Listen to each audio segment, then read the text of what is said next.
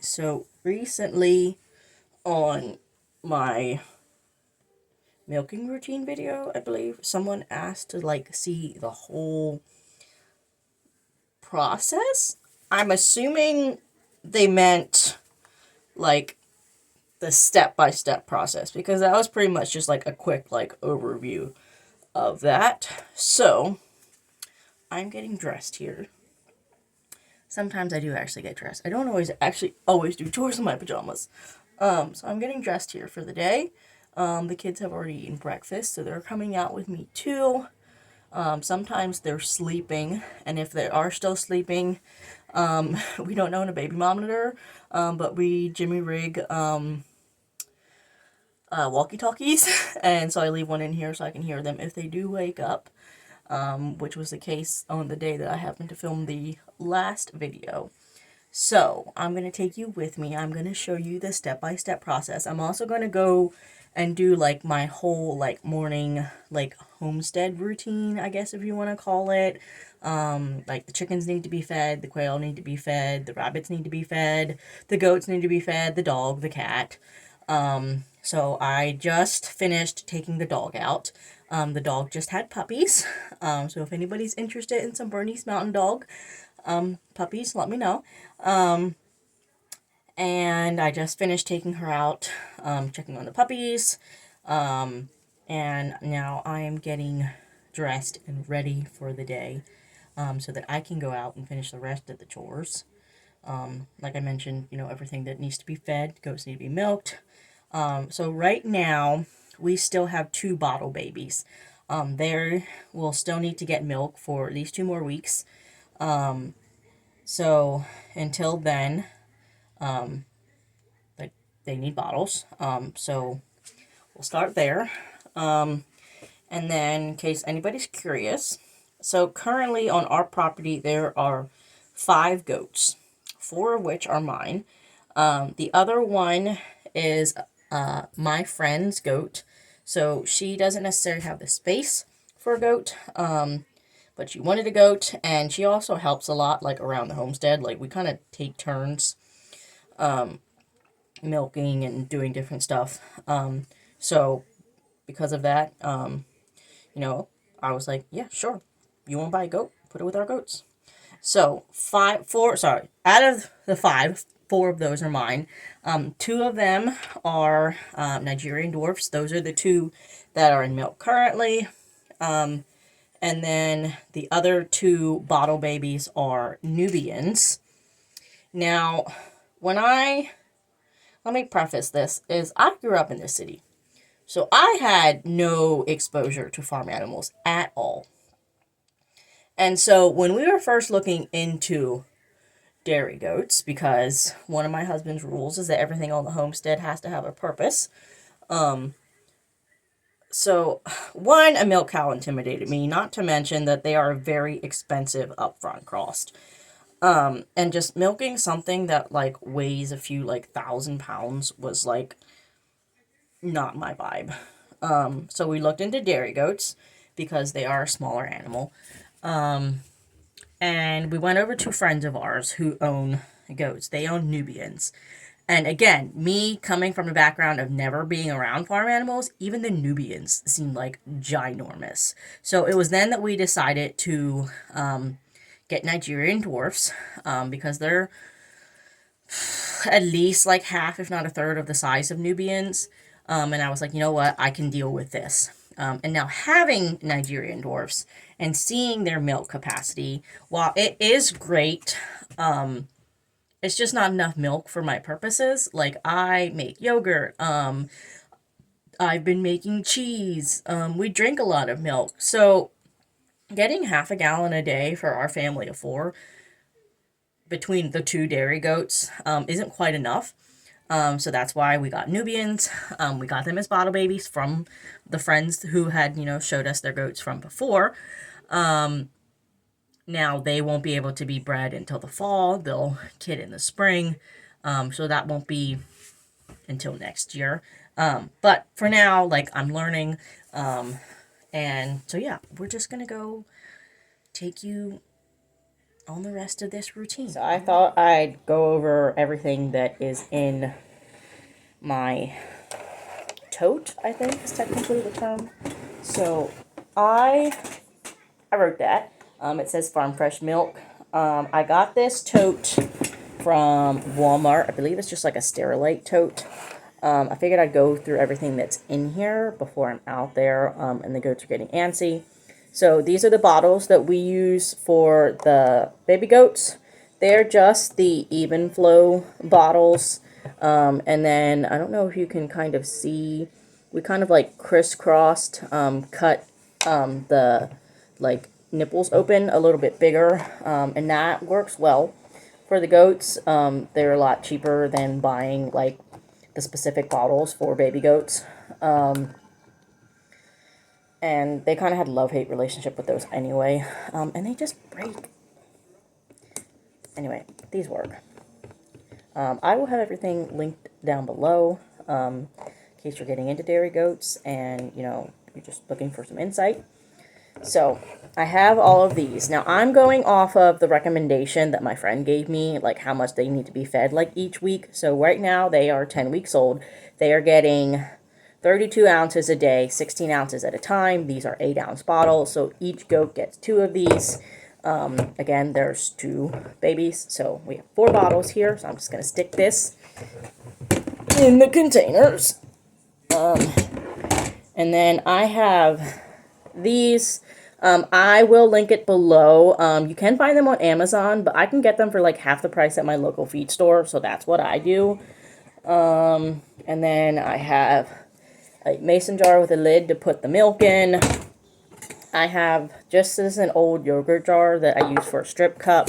We'll get to that whole process in a sec. This is the like strainer that I use. Keep this in here, and then this sits in the mason jar. I'll put the filter in here as well to filter out the milk. I have a stainless steel bucket with an ice pack in here.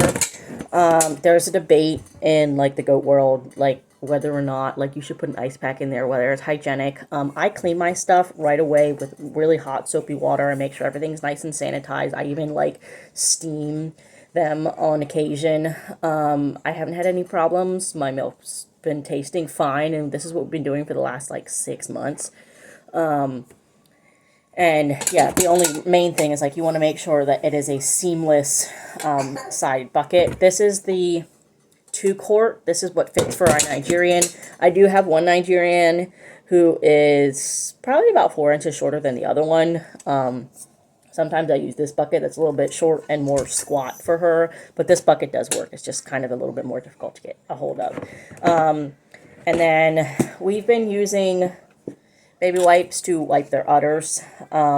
This is just like a Tupperware wipes container. I don't think they make these anymore. I just happen to have a friend who's been in Tupperware for years. So I was able to get some from her because I also have one for like my babies. But I buy, I think it's the Medline wipes.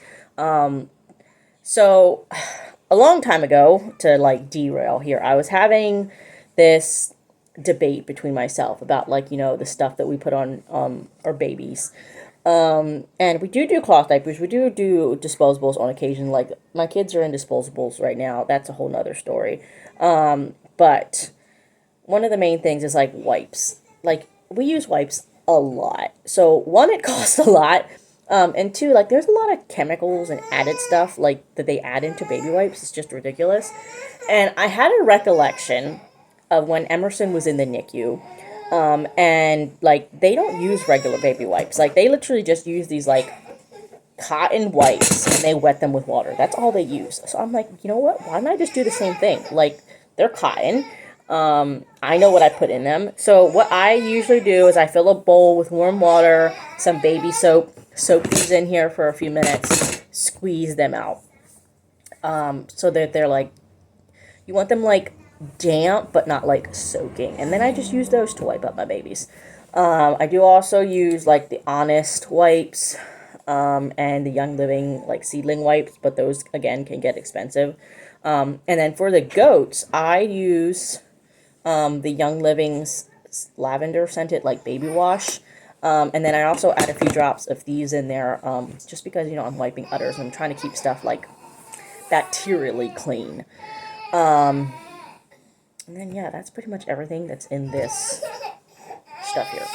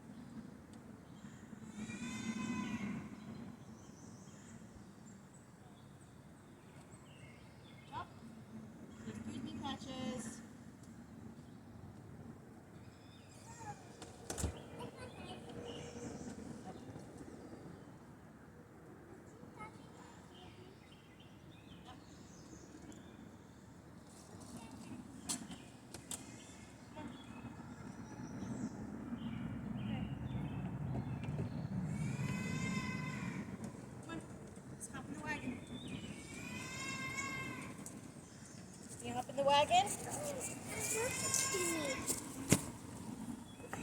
Bobby, come on. Ah. You looking at yourself? Hey, come on. Bobby, hop in the wagon. The camera's coming with. Emerson, give me your hand. You checking yourself out? Should mommy lift you up? Take a step. Camera's coming with. Oh, goodness.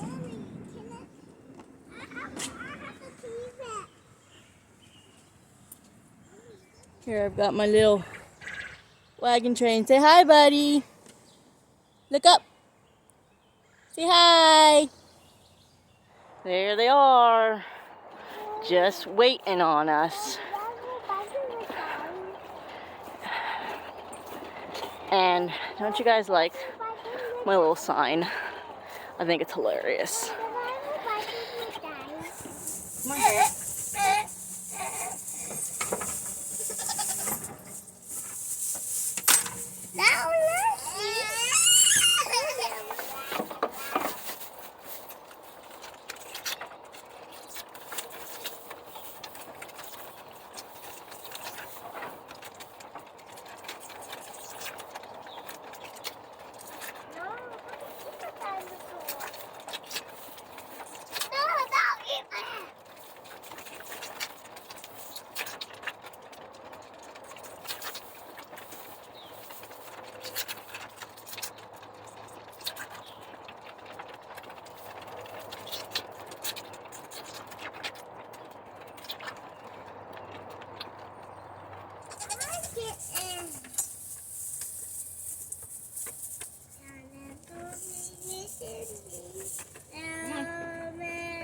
Come on.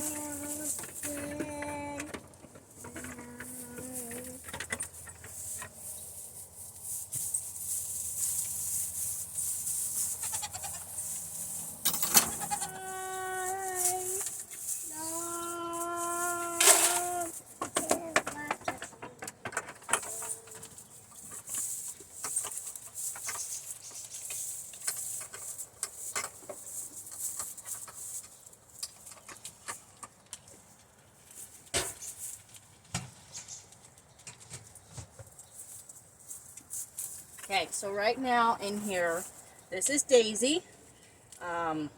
She had a kid back in January. He's already weaned and sold. It was a buckling, just had one. I've given them goat feed. So we buy a goat feed from our local feed mill. And I mix the goat feed with alfalfa pellets and some black oil sunflower seeds. And I also give them a handful of shredded beet shreds? Dehydrated beet shreds. Again, I'll have everything like linked below as much as I can find it. But yeah, so she is locked in, and we're going to start milking her. one has decided to join us. So Daisy has kind of slowed down. I'm going to do the best I can with Emerson. Put your hands down for a sec, Bubby. So she's kind of slowed down, so I'm just going to kind of massage her udder. And I'm just doing that, it's gently. I'm not like doing it with a whole lot of force. That just kind of helps to get the like last little bit of, little bit of the milk down. Making sure that there's no milk left because we don't want mastitis issues.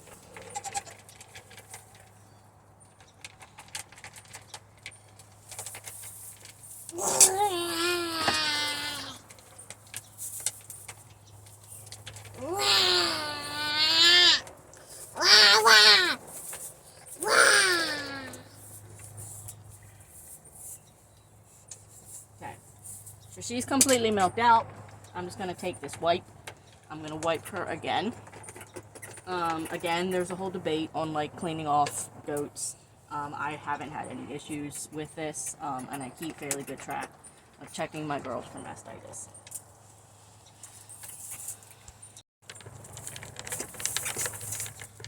So it's kind of hard to see me right now. Okay, so I gave her a little bit extra grain since I figured this is going to take a little bit longer than usual. So I have my wipes here. I'm going to pull one out, and I'm going to wipe off her udder. Our goats are currently being milked twice a day at the same time, so it's 12 hours apart. I usually do like 9 and 9. And then I'm taking the first little bits of milk out because that's where most of the bacteria is.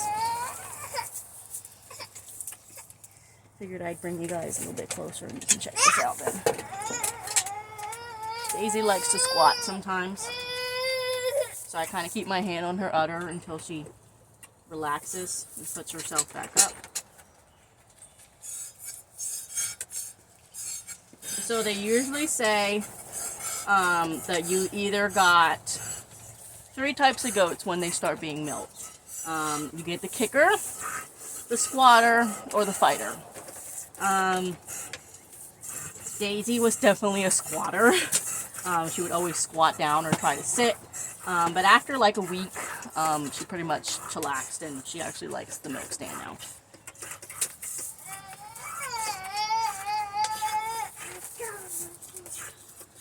And then, so Daisy milks out very nicely. She does not have the greatest like elasticity in her udders, but she does have really large orifices, so she milks out fairly quickly. And right now she's producing right around a quart a day. Buttercup is our other goat. She freshened a lot more recently than she did. We actually lost her buckling. She only had one big baby and it got stuck. That's a whole long story in and of itself, that puppy. So, this is my mason jar. I have the filter in here, and then I'm going to grab one of these, this additional filter. And I'm going to fold it and kind of crease it in so it's kind of cone shaped to set it in here. And I'm going to hold on to the ice pack. Here's my pin belt. What's going on here?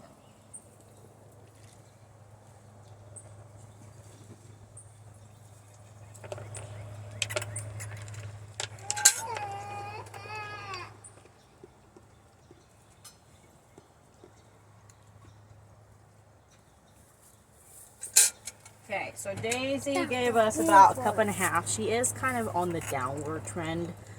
Again, it's been like 6 months since she had her kid. No. But yeah, it's decent for her anyway. Not you, Poppy.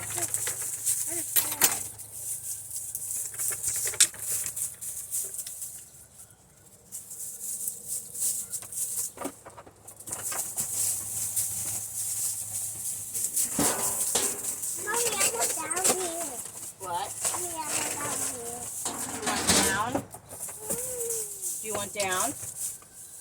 Okay. Come, I'll Also going to be giving Buttercup an extra scoop of grain because her orifices are a little small. It takes a little longer to milk her out, and she only stands nice if she has food. In white for each goat, and the process is basically the same.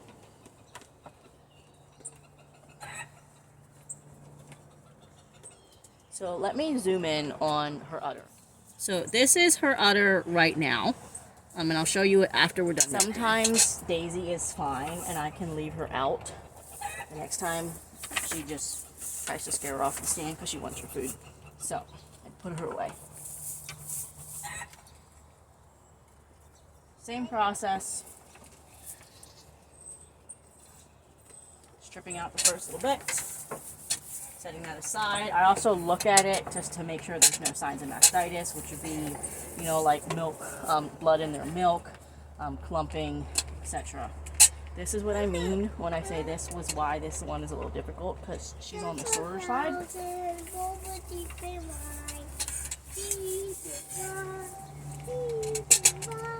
Kind of have to angle it just right and kind of sit my hands on it, because again, she has itty bitty teeth. But for such a small goat, she gives a decent amount of milk. Most goats should peak about their third freshening. So because she's giving so much now, I am super excited to see what will happen after she has more babies.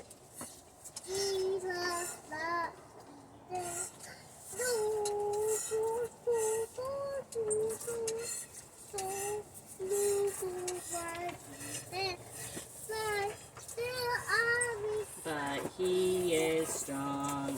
Say yes, Jesus loves me. Yes, Jesus loves me. Yes, Jesus loves me. The Bible tells me so.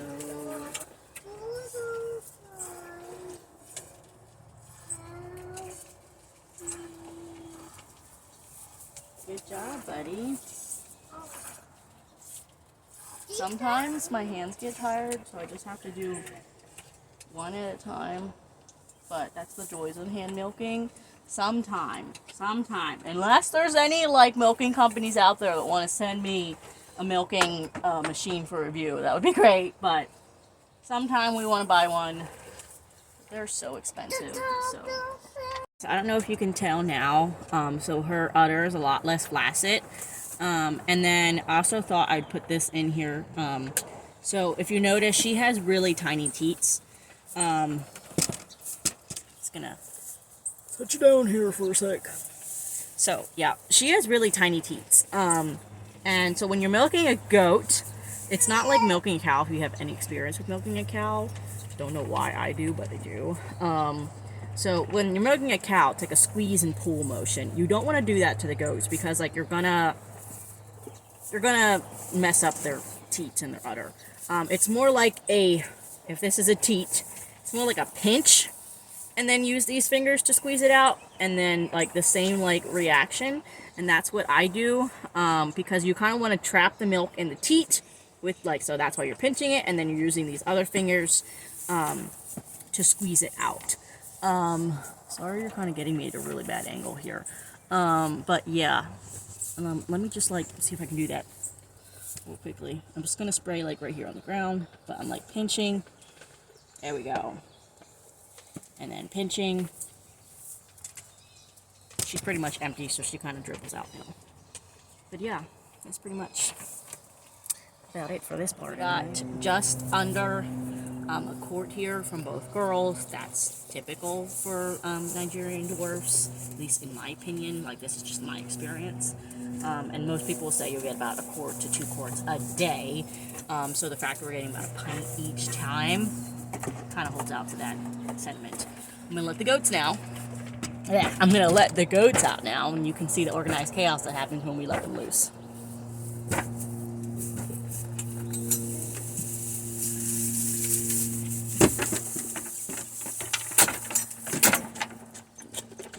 So Poppy is the brown goat. That's my friend's goat. She is currently pregnant, we hope, we think. So she's getting used to the milk stand. Here we are out here with my little DIY hay feeder. I am planning on making a new one. Hopefully a little bit more upgraded with something underneath to catch all the hay, because they waste a lot of hay. We're also working on expanding the pasture, but we're going to go get some hay for the girls now for the day.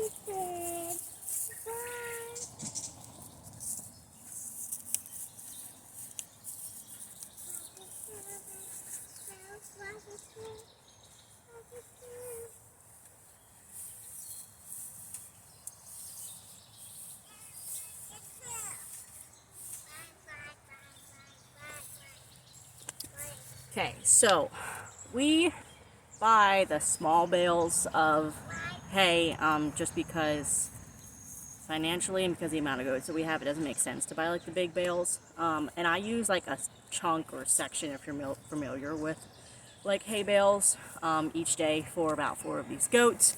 We are working on expanding our pasture, and then they will have all of this brush to clean off for us. I almost forgot to let the girls out.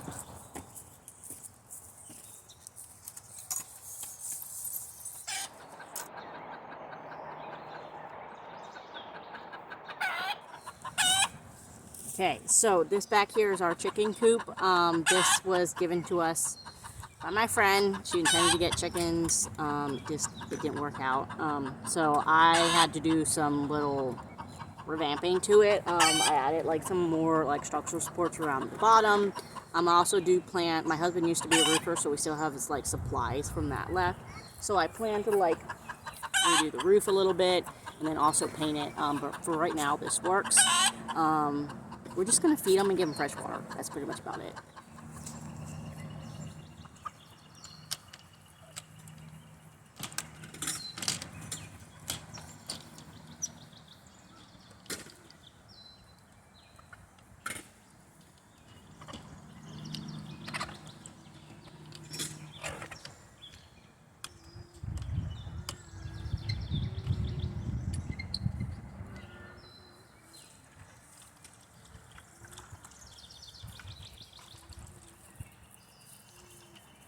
So I'm just going to go give them some fresh water. I'm just going to top off their feed, and then I have some scratch grain in here. I'm just going to kind of chuck around the cage, and they'll kind of peck at that then.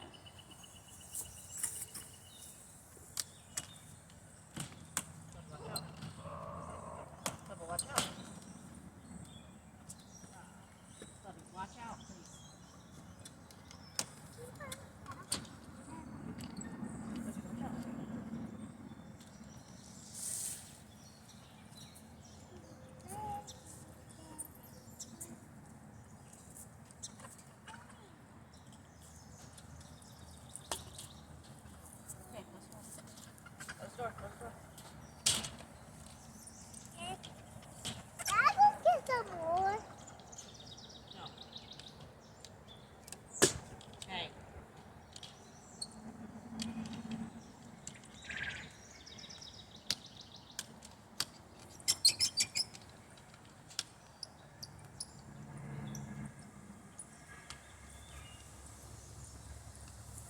As I said, this thing's a little jimmy rig, so it's kind of hard to get stuff back into place sometimes.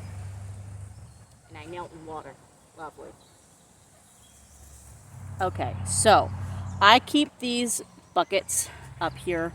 They're filled with water, so that like if I go in and see that the water is empty, I can just easily switch it out, and then I just go back, fill it up right away, make sure it's right here. But I'm about to go feed the bunnies right now, and change out their water and also feed the quail. So usually what I do is I'll grab one of these buckets, because we do the bowl style feeders for the rabbits, and I'll just scoop out of these buckets, and then I'll fill it back up and put it back. Uh-oh. Can you get your boot? Okay, so I don't know if you can see the structure back behind me. This is our rabbit cages. I built this. I actually do pretty much all of the building over here. This is 3 feet deep, 12 feet long, and the cages the cages are 30 by 30 by 18. I got a local guy from our feed mill to build them for me just because it wasn't worth my time and it was cheaper just to pay him. But yeah, I'll show you Give me a sec here. How we get everybody fed. Okay, Bubby, do you want to help Mommy carry? So I also plan to put like tarp around the sides and the back here, but right now it's been a little warm, so I haven't put them on.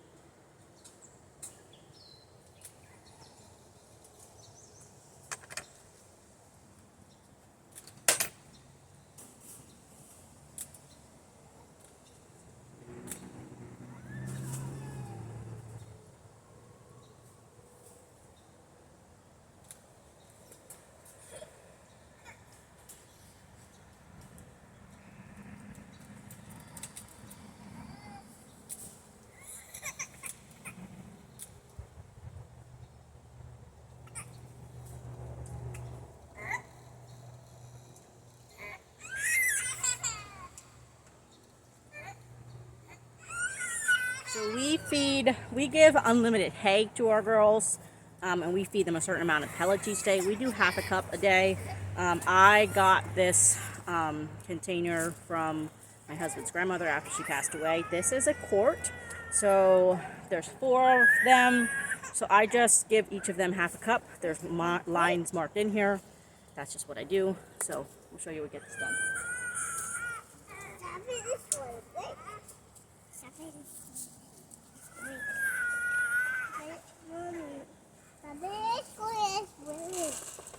Mommy, the base is going away. What's the base going away? The base is going away. The base is going away. It's going to break open? Okay.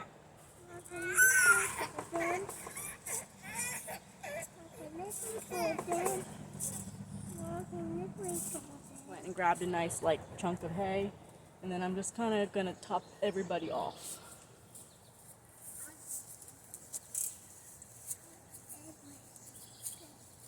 Now we use these dual purpose hay feeder / pellet feeder. Like there's a section for the pellets and then a section for the hay. I really like them. They work good for us. Mommy, how does break open? Mommy, how does break open? I don't know, Bubba. Can they break open? How can they break open? Oh, can I break it open? Oh, can I break it open? Can I break it open? Oh, can I break it open? Oh, can I break it open? Oh, can I break it open? Yeah.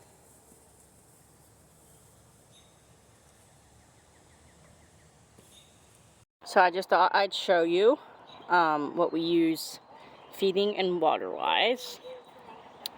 So we use these, like I said, they're a mix of like a hay / pellet feeder. And then we use these metal bowls. I believe those are 30 ounces. I wanted to get 20 ounces, but the feed mill unfortunately only had this size at the time. So that's in case anybody was wondering, these will eventually be meat rabbits.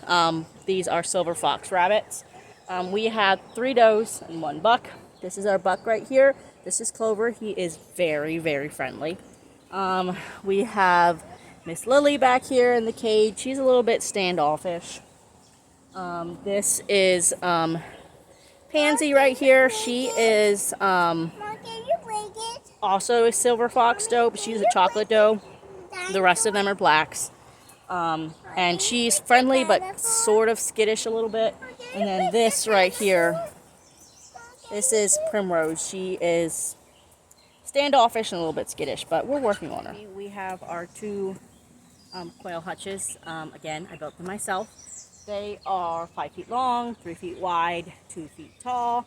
And I place them right about waist level to me so that I can bend down and reach across to get any eggs.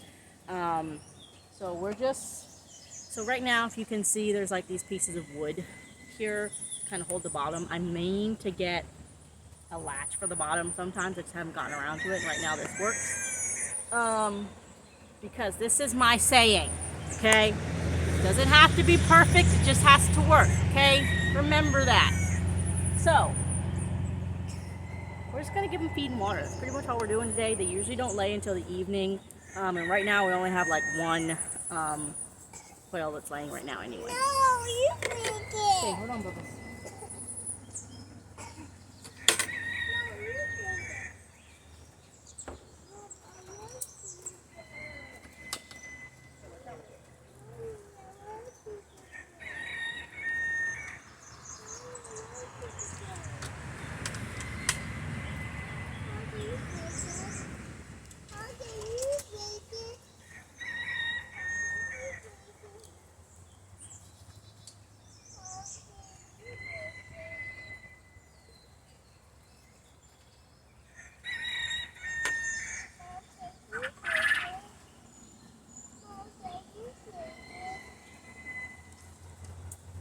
I brought you over here to our quail feed.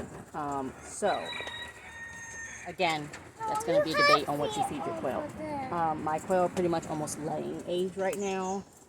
So, I do a mixture of turkey or game bird starter, grower feed, and layer feed. I always do the mash because the pellets don't work very well with quail. And then I also do a mixture of wild bird seed.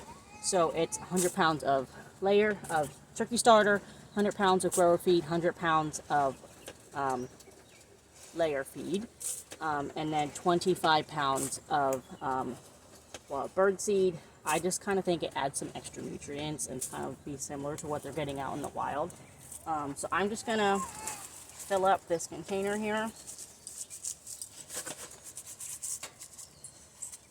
And then I save our eggshells, and then I just grind them up in a blender, and I'm just putting some on top for added calcium.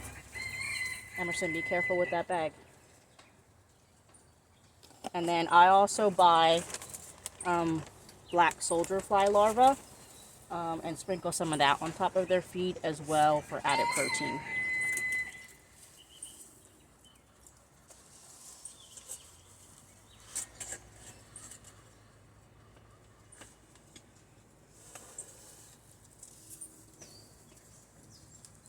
Now that I'm back inside, I'm going to stick this in the freezer for 20 minutes, and I'm going to set a timer because I will forget. And then I'm going to put it in the fridge then. It just helps it to cool down a little bit faster in my opinion. Some people also stick it in an ice bath. This is just what works for me. And then I'm pretty much just going to clean up all the dishes, put everything back in place, and it's ready for the next time. And that's pretty much about it.